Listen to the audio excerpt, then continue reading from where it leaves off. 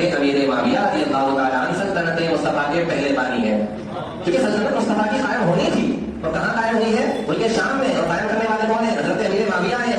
Wake up to reality. تیرے کو 2 time میں نے کال کیا، واٹس ایپ پہ بھی کانٹیکٹ کیا، لیکن تو نے ریپلائی نہیں دیا، تو بس یہیں پر بول سکتا۔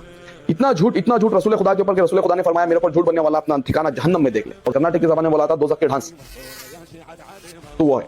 کیونکہ جامعہ ترمذی 2226 میں کھلے الفاظ میں رسول خدا کی حدیث ہے کہ میرے بعد میں 30 سال خلافت منہاج النبوہ ہوگی، اس کے بعد میں کاٹ کھانے والی ملوکیت آ جائے گی، کاٹ کھانے والی ملوکیت۔ نیم رافضی، مولائی، رافضی قسم کے لوگ ملوکیت کو اس طرح پیش کرتے ہیں جیسے یہ کوئی بری چیز ہو، جبکہ ملوکیت کوئی بری چیز نہیں ہے۔ حضرت سلیمان علیہ الصلوۃ والسلام نے اللہ تعالیٰ سے دعا کی، رب غفر لی وہب لی ملکا لا ينبغی لأحد من بعدی، اے اللہ تو مجھے ایسی بادشاہت، ایسی ملوکیت، ایسی سلطنت عطا فرما جو میرے بعد کسی اور کے لیے نہ ہو۔ تو سلیمان علیہ الصلوۃ والسلام کا ملوکیت کی دعا کرنا یہ بتاتا ہے کہ ملوکیت کوئی بری چیز نہیں ہے، بلکہ ایسی عظیم الشان چیز ہے کہ اللہ رب العزت سے انبیاء نے اس کو طلب کیا ہے، اس کا سوال کیا ہے۔ اگر حضرت امیر معاویہ رضی اللہ تعالیٰ عنہ کی سلطنت کاٹ کھانے والی سلطنت ہے، تو عمر بن عبدالعزیز کی سلطنت کون سی سلطنت ہے؟ کیا وہ بھی کاٹ کھانے والی سلطنت ہے؟ دوسری بات یہ، کیا اس حدیث کے بارے میں امام حسن، امام حسین کو پتہ نہیں تھا؟ کیا یہ دونوں شہزادے یہ جانتے نہیں تھے کہ کاٹ کھانے والی حکومت ہے، یہ ظلم والی حکومت ہے؟ ہم ظالم کے ہاتھ میں کیوں امت کی باغ ڈور دے رہے ہیں؟ اگر معلوم تھا، اور معلوم ہونے کے باوجود ان دونوں شہزادوں نے ظلم کی حمایت کی، ظلم کرنے والوں کی جھولی میں امت کی باغ ڈور سونپ دی، ظلم کرنے والوں کے ہاتھ پر بیعت کر لی، ظلم کرنے والے لوگوں سے انہوں نے صلح کر لی، تو پھر یہ الزام تو امام حسن، امام حسین پر لگا رہے ہیں آپ کہ امام حسن، امام حسین رضی اللہ تعالیٰ عنہما ظالم کا ساتھ دے رہے ہیں، ظالم کی حمایت کر رہے ہیں، ظلم کا ساتھ دے رہے ہیں۔ جب آپ کو معلوم تھا کہ یہ حکومت کاٹ کھانے والی ہے، ظلم والی ہے، تو پھر آپ نے اسے روکا کیوں نہیں؟ کیوں آپ پوری زندگی حضرت امیر معاویہ رضی اللہ تعالیٰ عنہ سے نذرانے لیتے رہے؟ کیوں آپ کے ہاتھ پر بیعت کی؟ کیوں آپ سے صلح کی؟ کیوں امت کی باغ ڈور حضرت امیر معاویہ کے ہاتھ میں دے دی؟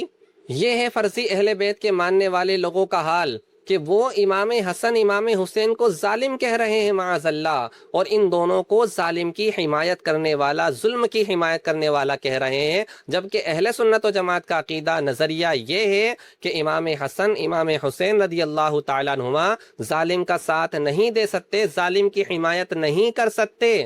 یہی وجہ ہے کہ امام حسین نے تلوار اس وقت اٹھائی جب یزید تخت پر بیٹھا، جب تک حضرت امیر معاویہ رہے امام حسین نے تلوار نہیں اٹھائی، بلکہ حضرت امیر معاویہ رضی اللہ تعالیٰ عنہ کی سلطنت کو سپورٹ کرتے رہے۔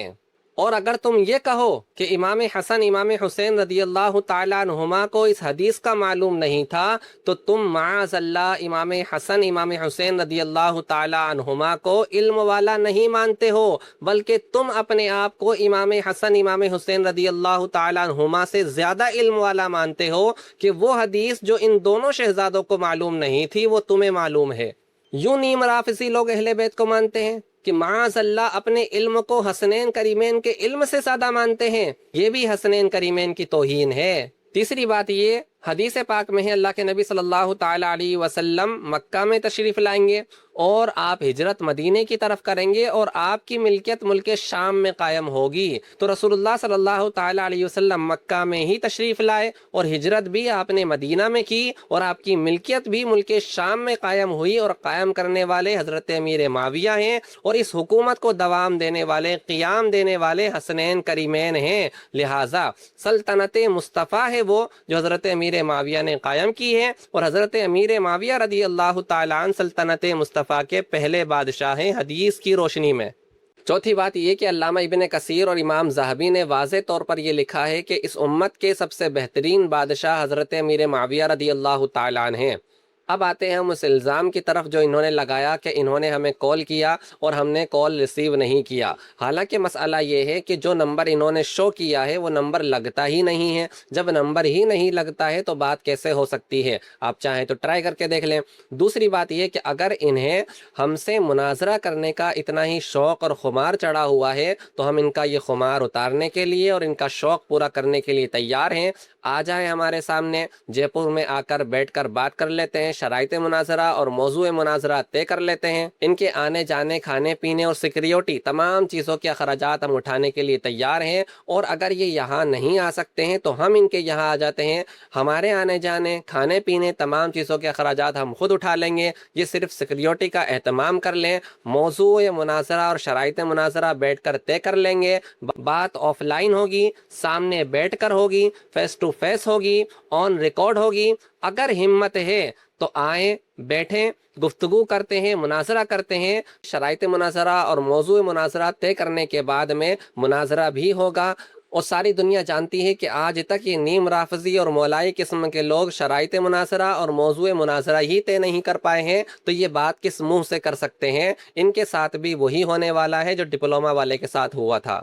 حقیقت بتا رہے ہیں کہ اگر یہ جناب ہمارے سامنے بیٹھ گئے تو ان کا وہ حال کریں گے کہ جب جب کوئی بھی مولائی اور نیم رافضی کسی بھی اہل سنت کے مناظر کا نام سنے گا تو اس کی روح کانپ اٹھے گی اور ان کی نسلوں میں ایسا خوف چھوڑ دیں گے کہ کبھی کسی اہل سنت کے مناظر کے سامنے بیٹھنے کی ہمت نہیں کر پائیں گے.